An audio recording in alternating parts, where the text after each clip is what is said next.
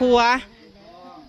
อ้าวคือมานแท้คุมนี่มานแต่ผัวบัดไม่ห่างลูกสามวันนี้มันถึงปักไข่ได้เปลี่ยนเลยอย่าให้เราว่าคนไห้น้ำแห้งลายอยู่ไอเปลี่ยนคนไห้น้ำแห้งลายอยู่บ่เอาแล้วเอาแล้ววะหาคนมาเลี้ยงลูกบ่ถามได้ถามคนจริงดิถามคนดีดูกันมีคนนี้เนาะขึ้นแล้วตึกเจ้าของเขาแล้วเนาะหมักไฟกาวเลยเนาะพวกนั้นมีคนเลี้ยงลูกชอยเป็นว่าได้โอ้หาคนเลี้ยงลูกชอยพ่อแม่ก็เท่าแล้วพ่อแม่ก็ได้เบิ่งชาว30ฮะเกิดสิรุ่นอาทองโอ้สาว30ตอนแรกให้เจ้านะอะไรเจ้านะแล้วก็รุ่น40นี่แล้วค่อย30 40อันเท่าไหร่จักบ่โอ้ตัวไรก็เอาเนาะก็แต่มีคนเลี้ยงลูกซอยเท่าไรก็บ่ยังเอาเลยเท่าไรก็บ่เอายังมีแฮงโดยกับทักไทยสบายดีสวัสดีพ่อแม่พี่น้องป้าลุง FC เนาะสุหม่องสุบอนเด้อพี่น้องเอ้ยป้าหนาวแห้งพี่น้องเอ้ยลมแท้ลมว่าเนาะแต่ว่าลมบ่ได้ครบกับบ่แม่นได้พี่น้องเอ้ยลมหนาวเนาะโอ้เท่าทางน้องสาวลมกระดอกกระเดี่ยถามข่าวเสียอยู่บ่นอนตูบใหม่หันรับอยู่บ่สบายดีเด้อลาตีหันฮอดจะบ่ได้นอนได้คืนนี่ฮะ2 โมงตูบบ่มีแนวขัง นอนเฝ้าอันนั่นฮักกะมาวันนังโอ้ใส่บันทองไปใส่ชุดสีบ่พ่อบ่ลมมาลีเนาะ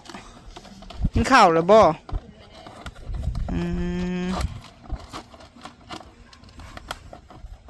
ไอ้สร้างก็ลงมือพี่น้องเอ้ย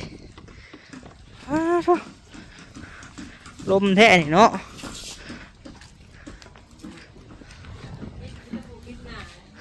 ปิดหน้าเล็กปิดเพื่อยังสบายเด้อโดยปลางามแท้นี่สร้างแมนปิดหน้าปิดตาลมเนาะบ่ได้หนาวบ่คืนนี่ฮะยังบ่ได้หนาวยังจะเบิ่งสังกะสีเพิ่นนะมันรุดบดเลยแปลงได้สร้างเอ้ยจะเลยมันฮักได้ฮะรุดเข้าวันแล้วนี่จะไหม้บ่ลงบ่มีตัวรอดมาพุ่นบ่มีผ้าห่มตุ้มมันเบาะหรือว่านั่นใดคือสิหนาวคักเนาะรุ่นนี้ยันนั่งกระซีปิวไปกับปั้นอ่ะรุ่นนี้ผ้าห่มกาคนเอาไปอยู่ได้นี่เนาะปลาเถอะเอาไปอยู่ดอกผ้าห่มหุบคนกันพี่น้องเอ้ยลาตีเมื่อคืนนี้กับสามีเพิ่นกาปุ๊บปั๊มอยู่เนาะตุบน้อยลมอะไรพี่น้องเอ้ยบ่ฮู้ว่าฝั่งไทยลมแห้งคือบ้านเฮาหรือบ่เนาะบ้านเฮานี่ลมแห้งเกินแต่ละมื้อมันบ่ได้แห้งที่เพิ่นก็บ่นอนแม่นเลยโอ้เพิ่นจับเหลี่ยมเสาเนาะดังกระซีมันดังดีอยากเดิมเพิ่นสิปิวจักสิปิวสิบ่หรือสิปิวสิหัวแล้วมันลดคักอันนี้พี่น้องเอ้ยไอเปลี่ยนนะเพิ่นแต่งเอานี่เนาะจับเหลี่ยมเสา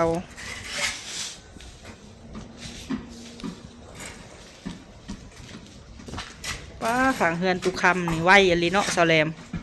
เอาหลายคนสิแล้วเลยพี่น้องเอ้ยโดยยาดอกเฮากับช่าง2 คนนี่ก็ของแท้อยู่เนาะเป็นตู้คำเลยมาได้เหมือนนี่เนาะแมนมันหนาวพี่น้องเอ้ยล้างมือให้จนแตกไปเลยพี่ให้เบิ่งด้วยทางนะฮะเสื่องไว้นะเธอคืออิสลามแท้นี่โยขี่รถจักรมามันเย็นเลยหม้อเนาะหนาวใส่ถาดอิงหังพี่น้องเอ้ยโอ้น้องวันทองคนทาซีอันนั้น ป้าพี่น้องเอ้ยงามอยู่บ่เนาะสีกระเบื้องเนาะกับสีประตูนี่คือกันเลยพี่น้องเอ้ยเป็นสีไม้เนาะลายไม้เพิ่นทาสีแล้วแหละพี่น้องเอ้ยมื้ออื่นเพิ่นสิเข้าบ้านเนาะเอามารอรุ่นเบิ่งพี่น้องเอ้ย FC หลายท่านก็อยากเบิ่งเฮือนแม่ตู้คำสำเร็จเนาะมื้ออื่นเพิ่นก็เข้าบ้านแหละพี่น้องเอ้ยนี่เพิ่นทาสีงามเลยพี่น้องเอ้ยเป็นสีไม้เนาะมื้ออื่นสร้างเปลี่ยนกับวันทองเพิ่นก็สิเข้าบ้านพี่น้องเอ้ยเพิ่นทางามบ่พอมีก็ว่างามพี่น้องเอ้ยสีมันขึ้นเนาะทาสีไม้แล้วก็แบบละเอียดคักอยู่พี่น้องเอ้ยแนมเบิ่งก็สะอาดนะอันตอนนี้เพิ่นยังบ่ทันอันทูพื้นได้พี่น้องเอ้ยคันทูพื้นให้สิงามกว่านี้เนาะหัวมันเป็นสีไม้พี่น้องเอ้ยสีไม้แต่มันตัดกันกับกระเบื้องเนาะพี่น้องเนาะลายกระเบื้อง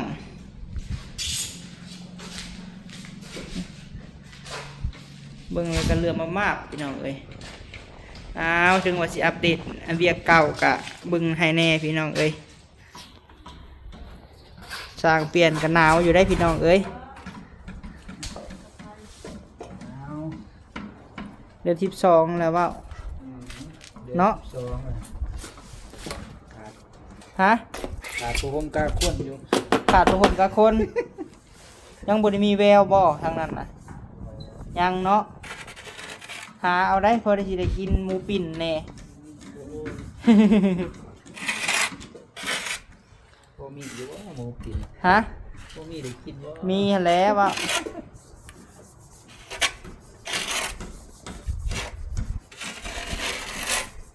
อันนี้จับเหลี่ยมเสาบ่อยเปลี่ยน เลี้ยงข้าว โอ้เหลี่ยมคานเนาะจับเหลี่ยมคานจับก็งามอยู่ได้เนาะแต่งเอาพี่น้องเลยปลาสิท่าซียังเนี่ยเปลี่ยนเซียนเก่าโอ้ยังอยู่บ่ซีเก่าเฮานะ ย่างสิ โดย ก็คือแล้วเขาประตูกับท่าซีได้เอาพอดี เบิ่งก่อนอันนี้ก็ได้น้องเคยกับน้องสาว ไปตลาดพี่น้องเลยบ่ได้นอนทางพุ่นก็ได้ล่มแห้งลีโลเอาเพิ่นมาก่อนจังซี่นี่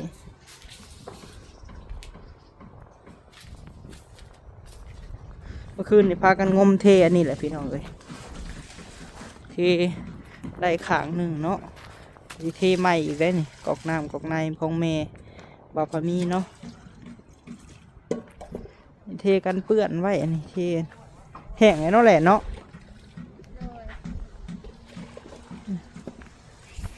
พอดีกอกน้ำก็อยู่ในพี่น้องเลยนี่เสาพอดีเลยเพราะว่าเจ้าน้ำกะให้มันเลยออกมาหน่อยหนึงพี่น้องเอ้ยกับกอกน้ำเนาะอันกับเสาพอดีแหละบอลเฮาเทนี่ใกล้กันกับลุมเสาเลยพี่ข้างเฮือนตุกคำนี่โอ้พี่น้องเอ้ยก่อไว้ยลีว่าแล้วเขาหลายคนเนาะ3-4 คนพวกคุมในเทเรียบร้อยพี่น้องเอ้ยแต่ลมนี่ป้าลมไอ้ลีได้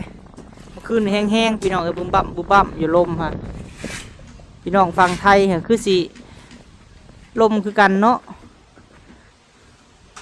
บางทีแล้วพี่น้องเอ้ยสั่งเฮือนเฮาก็ยังบ่ได้มาถ้าบ่จักไอเปลี่ยนเลย มันลมเนาะลมแห้งอันนี้พี่น้องเอ้ยโดยตู้คำกับอยู่เฮือนได้เหมือนนี่ตู้แห้งหันหนาวแล้วผู้เฒ่าพี่น้องเอ้ย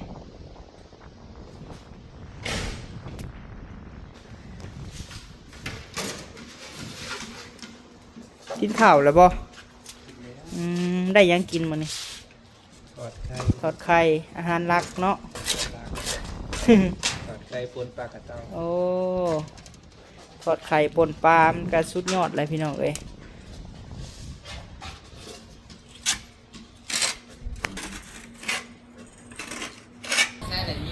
มาแล้ววันทองพี่น้องเอ้ยโดยสบายดีไปซื้อซีบ่วานนี่บ่พอติดี300,000เนาะวานนี่แม่นบ่ ตัวนี้ดิซะ สีใหม่กัน สีไม้ ปีใหม่ สีประมาณกัน โอ้อันนี้สีไม้สีสแลก บอสสีแดง แดง โดย ถ้าขอบไปกิน ลงข้างก็ทางใส่ ปลาโอ้ไม่ยังได้ลูกน้อยแล้วบ่บัดนี้ฮะ คือได้ลูกหน่อยไว้แท้ โอ้สบายดีเด้อ สบายดี โดย คนน้อยพี่น้องเลย คนน้อยหนาวแล้วนี่เนาะ ถ้าไปเชื่อมใส่แก้วคนน้อยนะถ้าสติกบ่ โอ้อันนี้บ่ที่มาแต่บ้านฮะ แม่ เอาเพิ่นมาเฮ็ดทานบ่โอ้ น้องน้องบ่ อันเป็นพี่น้องกับอันเมียพระเฒ่าคูณบ่ น้องมาคอย โอ้ ตาม จักปีแล้วผู้น้อยๆนี่ฮะ ตายตัวน้าวก็น้องคนน้อย ระวังปีอันติดเด็กน้อยเด้อ มาจะแรงมาผัวให้ ฮะ เฮ้ยเฮาหาผัว เนี่ยก็ เออ หาผัวให้ไปให้เจ้า เด้ อยากได้ผัวอ้าวคือมานแท้คุมนี่มานแต่ผัวบัดนี่ หาให้เจ้าบ่ อยากได้ผัวบ่เจ้าน่ะ หาลิ้น มหาลินโอ้จักว่าคนที่อยากได้ผัวให้เป็นเจ้าบ่จัก ให้ได้เฮาก็ยังบ่รอดเลยเฮากับผู้เดียวก็ยังเปิดสิหาได้ใช้ไห้เนาะบัดนี้งานหนักแท้บัดนี้เนาะหาผัวให้นะ คันหาเวียกให้นี่ยังบ่ใครเนาะมาจากมือเลย 3 มื้อ 3 มื้อโอ้มาเฮ็ดทานนี่บ่อืมคือแม่ลีเนาะผู้หญิงหรือผู้ชายค่ะโอ้ จะพ้นแต่ลูกจัง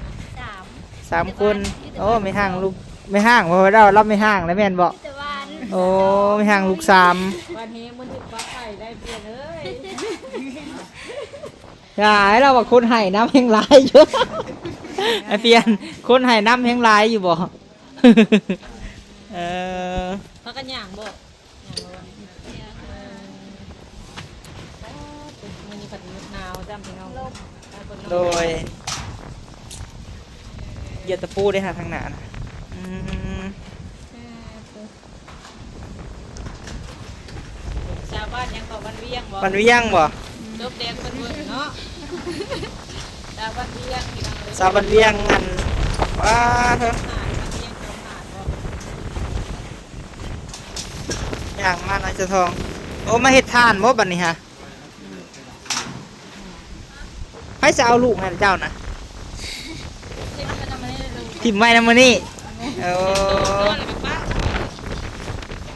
นี่เด็กน้อยเนี่ยสวยได้ ยังน้อยอ่ะว้าไปยังอันน่ะชามจนหักแตก กว่านี้ โอ้ให้น้ำสาวนี่เนาะโอ้ มา เนาะ ไม่ได้มาบ้างไหมเนี่ยหนาวเฮงมาหาไปถามว่าไปได้มาเราไปหาเราอยู่ดาวถาดไม่ได้บัดนี้ เราพูดถึงประเด็นสิมานะแล้วเขาเนาะ แล้วเข้าเอ้ามันจะอยู่น้ำไผ่สากุมือนี่อยู่ในเฮือนแม่ท้องนี่บ่โอ้อันนี้เอื้อยบ่นี่ฮะ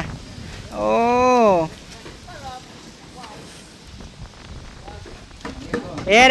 ได้คนเอาลูกซอยแล้วบัดนี้ ไอ้ก็ไอ้เปลี่ยนวันน่ะ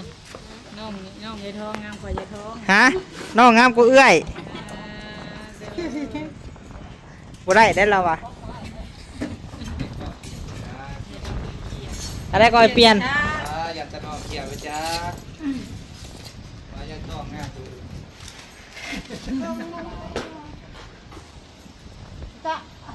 ตัดมาเห็ดทานตัดพื้นดิโอ้ แต่ลูกพันยังน้อยเนาะ เนี่ยให้บันดีได้เอาน้อง เอาหลาน หลายคนอยู่เนาะ เอาซอยกันมือได้ให้สิเริ่มตัดไม้ฮะ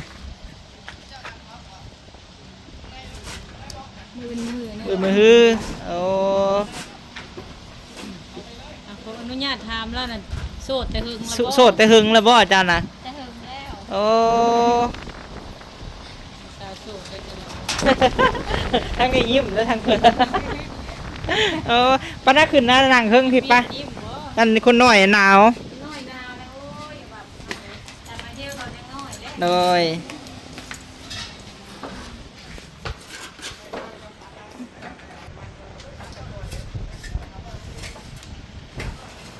ปลาเท่า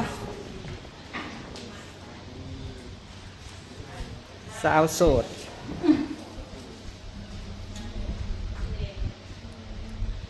ยังย่างบ่ได้สมบูรณ์นะแม่ทอง ย่างแล้วย่างพันหัน โอ้ลูกน้อยแล้วกับพี่น้องเอ้ยมาพี่อะไรมาสัมภาษณ์สาวโสดพี่โอ้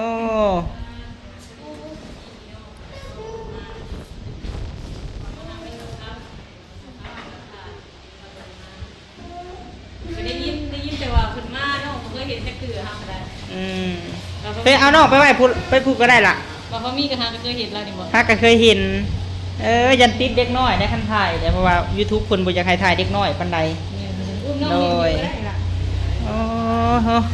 ให้บริถามสื่อสาวโสดก่อนถามก่อนพี่น้องเอ้ยให้นั่งอยู่ก็ได้เนาะ อันนั้นก็ คุมมา ทุ่มมาโอ้สาวน้อย มาให้เรียกดีเนาะเอาท่าบ่ได้หาเงิน บ่ได้หาเงินเลี้ยงลูกจักคนก็ลูกเจ้าน่ะ ถาม 3 คน เอาบัด2คนอยู่น้ำไผซะ จะไม่เท่า อยู่น้ำแม่เฒ่า บ้าน โอ้ผู้หญิงเบิดบ่ ยิงสองใส่คนนึง หญิง2ผู้ชาย1โอ้เนาะลูก3ผู้พี่น้องเอ้ยไม่ห่างลูก3ตะกี้หาเจ้าเฮ็ดเวียกหยังตะกี้ฮะแม่น มีแต่เห็นหน้า เห็นหน้าโอ้อันขออนุญาตถามโสดมาแต่หึงแล้วบ่ แต่เฮิงแล้วนี่เหรอได้เนี่ย2 ปีรู้หรือบอก3 ปีเข้ามานี่แล้ว 3 ปีเข้ามาโดย 3 ปีเลยเนาะ เอาบัดนี้มาหายายทองพี่น้องเอ้ยมาหาแม่ทองมาเฮ็ดทานน้ำกัน แต่ว่าพักอาศัยอยู่เฮือนเจ้าเนาะตอนนี้เนาะโอ้พากันเฮ็ดทานพี่น้องเอ้ยลุยเฮ็ดทานแล้วบัดนี้เนาะประสงคนน่ะบ่ได้เอามานำบ่ลูกฮะ บ่บ้านนี้ โอ้ เข้าเทศเข้าเทศ อันป้อยังแล้วเลย อายแบบว่าที่น้องบัวสอง โอ้ คนน้อยเรียนแล้ว คือกับแม่เนาะคนน้อยๆนี่ฮะหาเงินเลี้ยงลูก เอาเงินนี้ลู แม่ ก ว่าแนวใดเนาะอันโอ้เด็กก็ได้ยินแต่อันไม่ท้องเพิ่นเว้ามื้อก่อนหั่นพี่น้องเอ้ยว่า มีสาวโสดสิมาอันอยู่นำพุ่นน่ะเนาะโอ้โธ่ ผักมาเซลอีกกันอันรอง แม่น สมมุติว่าไปเผาถ่านอยู่พุ่นบ่ได้บ่นอนอยู่แถวเฮ็ดตูบบ่เราพูนก็บ่ได้บ่ค่าลูกน้อยเนาะ เราก็สิบ่กล้าอยู่แล้วเนาะ ค่าลูกน้อย เออ เดี๋ยว บัดมีเฮือนพี่น้องกับพี่แล้วมาพักอาศัยนำ มีคนเอาลูกเอาเต้าให้เอ็นเอ็นนี่กัน โดย คัน อ เผา ยู่เพื่อนเนี่ยแหละเขาดิ้งน้อยเอาให้ก็ได้ แม่นแหละคันอยู่เฮือนนั่นยังว่าใส่นางลินเนาะ แม่น อย่างน้อยแล้วนั่นละน้อยนางลินนี่เอาให้ก็ได้ก็สิได้เป็นหมู่เจ้าบัดนี้ฮะไปตัดไม้นํกันสิเฮ็ดนํกันบ่ทานหรือว่าเตาไผเตามัน น้ำปลาเห็นน้ำบนนี่แหละ อันนี้ป้าบ่นี่ฮะ ว่าเอ้ย เอื้อยโอ้ เอื้อยพาลูกเอิ้นก็เอิ้นป้าเนาะ เออโอ้แม่ทองมื้อนี้บ่ได้แต้มคิ้วเนาะมื้อนี้เนาะ บอก ป้า โยกในค่าหลานนี่ กาลานเลย ลืมแต้มคิ้วแล้วมื้อนี้หน้าสดบ่นี่ฮะแม่นบ่ อายุสติกนะ โอ้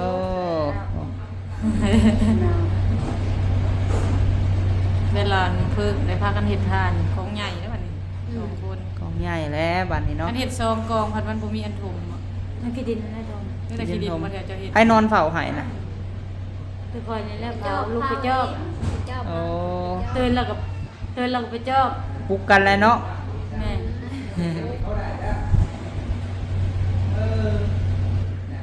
ตอนแรกก็ตอนโหแรงก็ไปจอบเพื่อนึงก็ตอนดึกๆก็ไปจอบเพื่อนึงแล้วก็แจ้งเลย โดย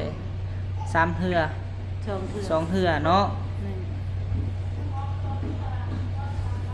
จะเตาหน้าเพิ่นเล่นเราจังได้ตัดพื้น เตาหน้า นี่เพ แห ราะ ละ ว่าท้องมัน เตานี่อันเฮ็ดน้ำซาวทองก่อนบ่เตานี่ฮะ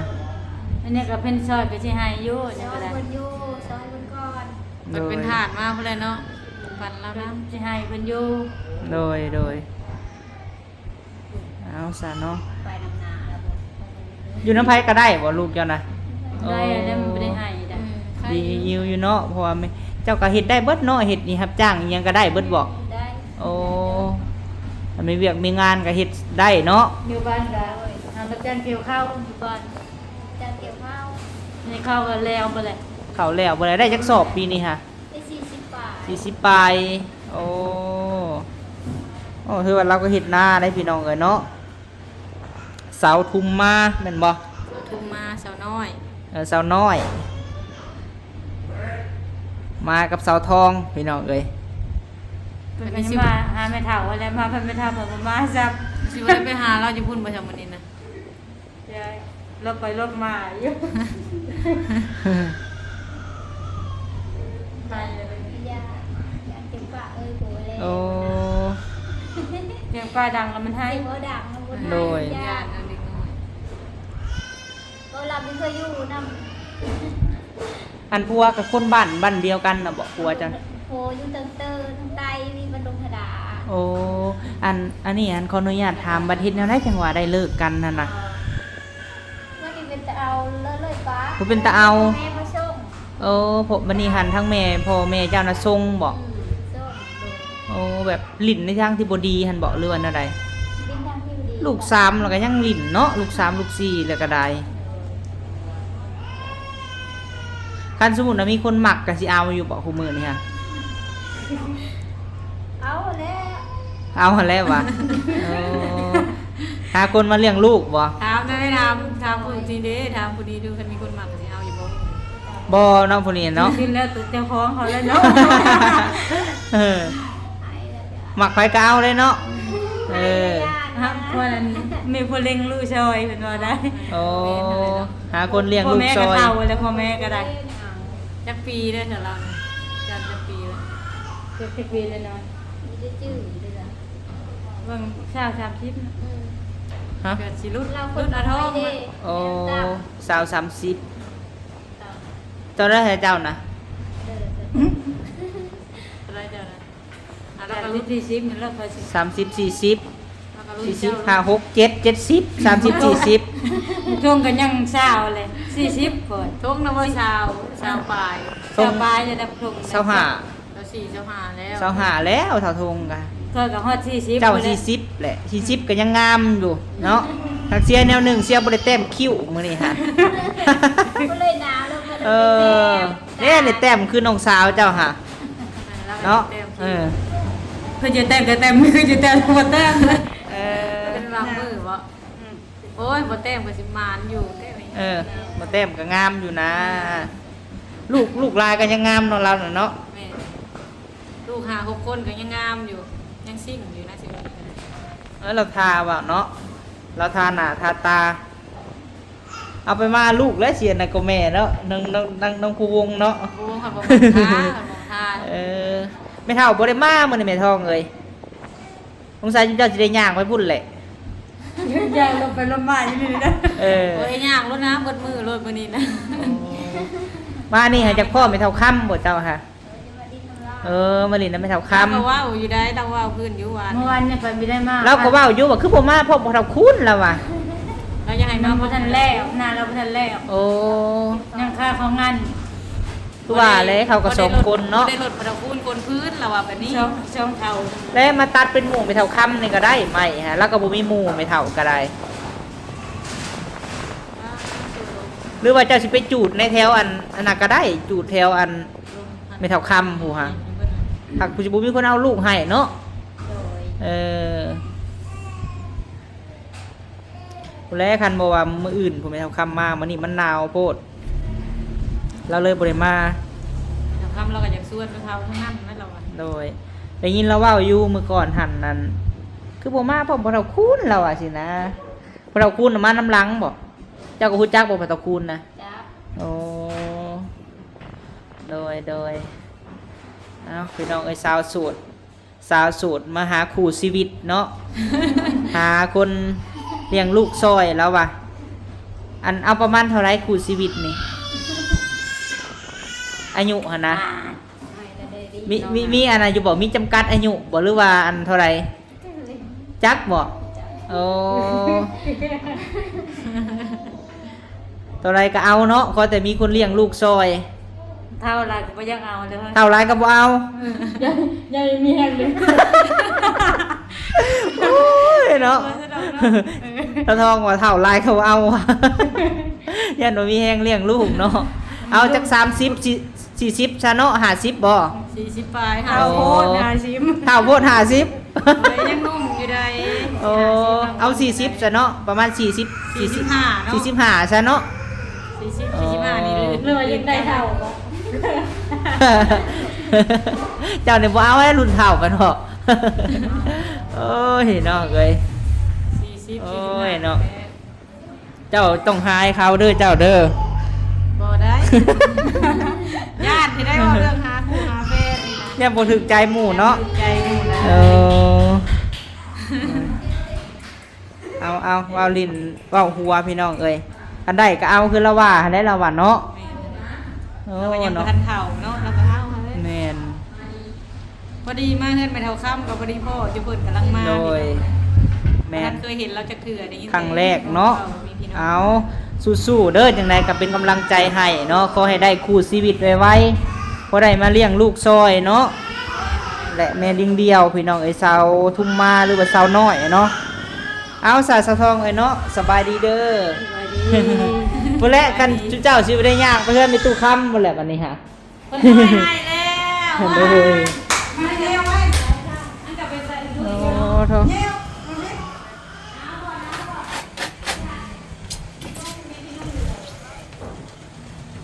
เขามาหาคู่ได้สังเปลี่ยนเอ้ยหาคู่ชีวิต มีแต่เห็ดเวียกได้ไเนาะ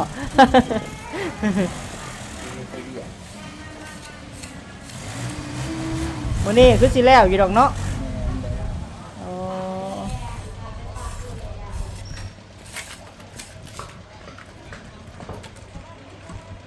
แม่น้องทงพี่น้องเอ้ย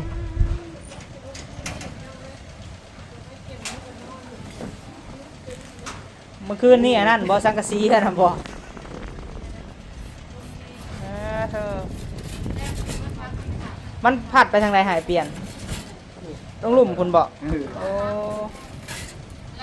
เดี๋ยวจิ้วเมื่อคืนข้างกลางเรื่องแม่มันดูยาวสิไปเมื่อหลังเดี๋ยวนี้ นอนรับอยู่เมื่อคืนนี่ บ่ คุณป้าบุ้งบังอยู่ติ โอ้ โดยเอาซะพี่น้องเอ้ยเนาะคลิปนี้กะสิประมาณนี้แหละพี่น้องเอ้ยโชว์กันเนาะก็คลิปหน้าเด้อพี่น้องเอ้ยถ้าน้องสาวกับน้องเคยมาก่อนเนาะเดี๋ยวเรียกเหตุงานเฮาต่ออีกบรรยากาศช่วงเศร้าๆพี่น้องเอ้ยพบพ่อคลิปหน้าเนาะฝากเป็นกำลังใจให้บ่าวพะมีเนี่ยเด้อพี่น้องเอ้ยฝากกดไลค์กดแชร์เนาะลมแห้งอะลีพี่น้องเอ้ยไปสำหรับคลิปนี้สบายดีพี่น้อง